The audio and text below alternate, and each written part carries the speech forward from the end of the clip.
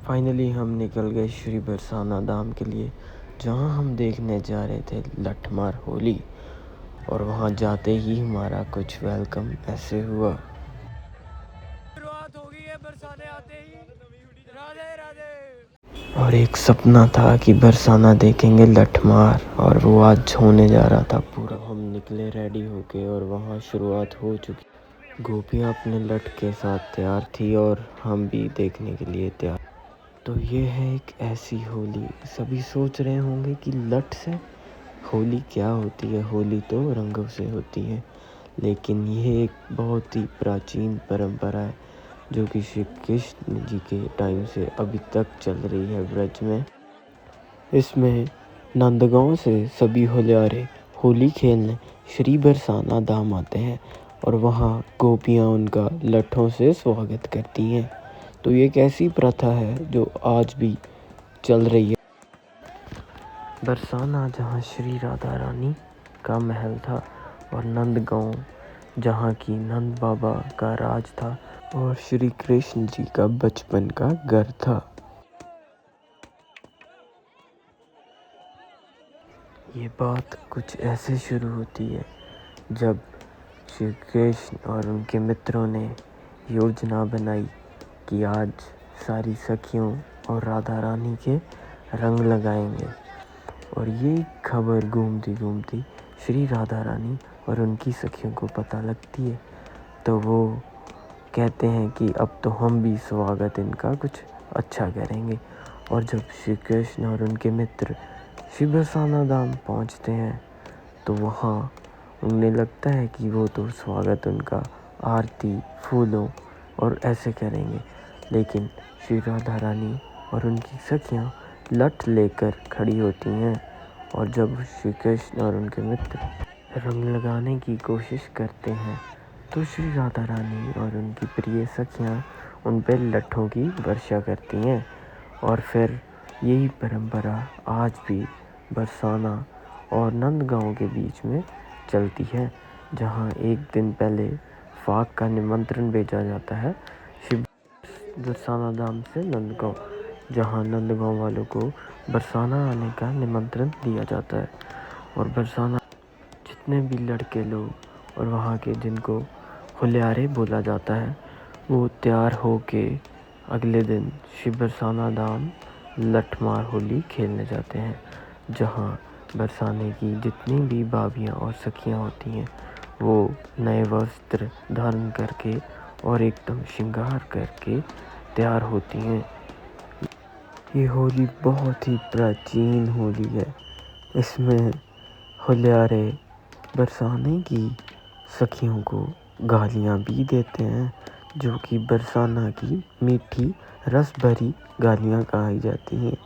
ये कृष्ण जी के टाइम से परंपरा आज भी चल रही है। और आप देखना कैसे आगे वीडियो में गालियाँ दी जाती हैं और सखियाँ किस प्रकार उनकी मीठी गालियों का जवाब लठ मार के करती हैं। वो कहते हैं ना, जो रस बरस रहा बरसाने, वो रस तीनों लोक में नाही। तो ये होली की वाइब वहाँ बहुत ही डिफरेंट होती है। मैं तो यही चाहूँगा कि आप ज़रूर एक बार अपनी लाइफ में ये एक्सपीरियंस ज़रूर करें।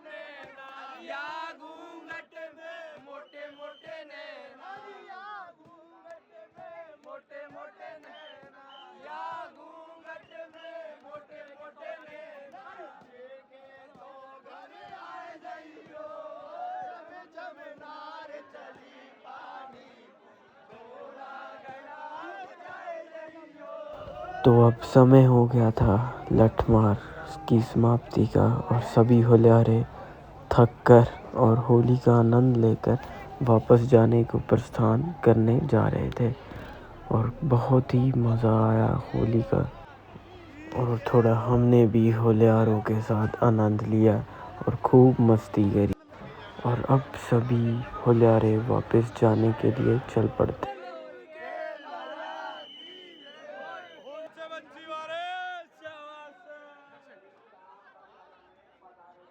और अब हम चल पड़ते हैं रंगीली चौक और रंगीली गली, जो कि मेन गली मानी जाती है जहाँ से होली शुरू होती है।